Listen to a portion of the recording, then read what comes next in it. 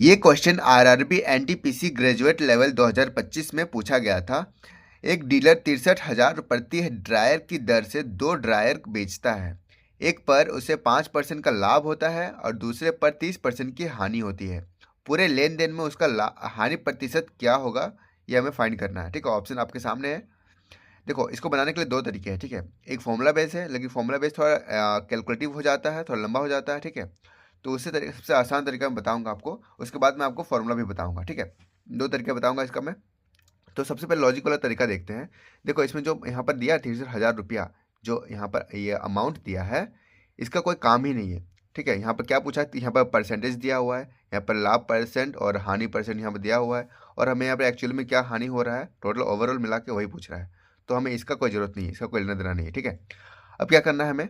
देखो, 5% का उसको एक पर मतलब दो, यहाँ बोल क्या रहा है कि यहाँ पर दो आर्टिकल्स है। ठीक है, दो आर्टिकल से दो वस्तु है, इसके एक को अगर बेच रहा है उसे, तो उसके 5% का लाभ हो रहा है और दूसरे पर 30% की हानि हो रही है। तो हानि हो रही है, इसका मतलब देखो 5% का फ्रैक्शन वैल्यू क्या है। 5% का फ्रैक्शन वैल्यू 1/20 है। ठीक है, और एक 30% का फ्रैक्शन वैल्यू क्या है इसका, 3/10। ठीक है, अब देखो यहाँ क्या बोला है कि एक वस्तु को यहाँ पे क्या, ये जो नीचे रहता है वो सीपी रहता है। ठीक है, नीचे जो है वो सीपी रहेगा। ठीक है, नीचे जो रहेगा वो सीपी रहेगा। अब देखो, मतलब वो कहना ये चाह रहा है वो कि 20 का सामान था, उसके लाभ यहाँ पर हुआ, यहाँ पर लाभ हुआ है, यहाँ पर हानि हुई है। ठीक है, यहाँ हानि हुई है। तो यहाँ पर 20 का सामान था, वो एक लाभ हुआ है, तो मतलब 20 का सामान 21 में बिका है। तो 20 का सामान यहाँ पर 21 में बिक गया। ठीक है, अब क्या है, यहाँ पर दूसरे पर यहाँ पहले पर तो लाभ हुआ, दूसरे पर हानि हो गया है। तो यहाँ पर 30% है, अगर हानि हुआ है तो 3/10 हुआ। तो 10 का सामान जो है, यहाँ पर 10 का सामान जो है वो तीन में हुआ, 10 रुपये का जो भी सामान था उस तीन का घाटा हुआ, तीन का घाटा हुआ, इसका मतलब सामान बिका कितने में है, तो यहाँ पर 7 में बिका होगा। ठीक है, देखो कहने का मतलब ये है कि देखो यहाँ पर जो है ना, यहाँ पर लाभ है, लाभ या हानि ऊपर वाला वही होता है। ठीक है, तो यहाँ पर सीपी में एक का अगर लाभ हो रहा है तो 20 का सामान 21 में बिक रहा है, और यहाँ पर 10 का, अगर 10 में 3 का अगर हानि हो रहा है तो 10 का सामान 7 में बिक रहा है। लेकिन क्वेश्चन हमें क्या बोला है कि यहाँ पर दोनों का सेलिंग प्राइस जो है ना वो एक एक मतलब समान है। ठीक है, 63,000 रुपया ही है। तो देखो यहाँ पर 63, यहाँ पर सेलिंग प्राइस जो यहाँ पर देखो ये सीपी है और ये एसपी है। ठीक है, तो यहाँ पर सीपी और एसपी का यहाँ पर रेशियो, यहाँ पर देखो यहाँ पर 21 है और यहाँ भी 21 होना चाहिए, दोनों तरफ सेलिंग प्राइस इक्वल होना चाहिए। तो यहाँ पर हम सेलिंग प्राइस इक्वल करने के लिए यहाँ पर 3 से मल्टीप्लाई कर देते हैं यहाँ पर। ठीक है, पूरे को 3 से मल्टीप्लाई कर देंगे, ताकि यहाँ पर 3 से मल्टीप्लाई कर देंगे तो यहाँ पर 21 हो जाएगा। ठीक है, 3 से मल्टीप्लाई करेंगे तो कितना हो जाएगा 21, और यहाँ कितना हो जाएगा, अगर इधर मल्टीप्लाई करेंगे तो इधर भी मल्टीप्लाई होगा, तो इधर हो जाएगा 30। ठीक है, अब इसको हम ये देखो यहाँ पर क्या हो रहा है, पहला सामान का दाम कितना था, यहाँ पर पहला सामान का दाम यहाँ पर है 20। ठीक है, और दूसरा सामान का दाम कितना है यहाँ पर 30। ठीक है, तो दोनों को जोड़ के कितना आ रहा है यहाँ पर 50। और यहाँ पर पहला सामान जो बेच रहा है 21 में और दूसरे का सामान बेच रहा है 21 में, यानी कि 42 रुपये यहाँ पर हो रहा है।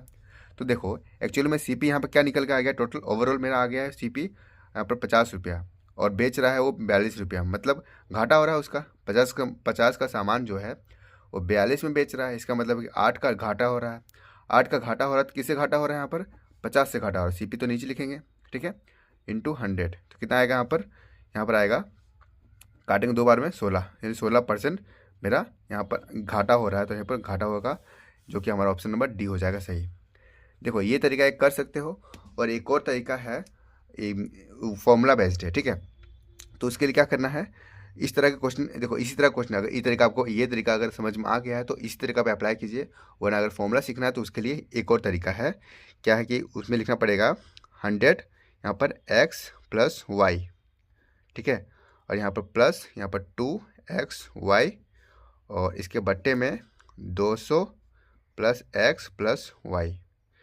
तो बस इसमें क्या करना है, सिंपली जो यहाँ पर परसेंटेज दिया हुआ है, यहाँ पर 5% जो यहाँ पर प्लस है, और यहाँ पर 30% जो हानि हो रही है, बस यहाँ पर एक्स और वाई वही वैल्यू यहाँ पर पुट कर देना है।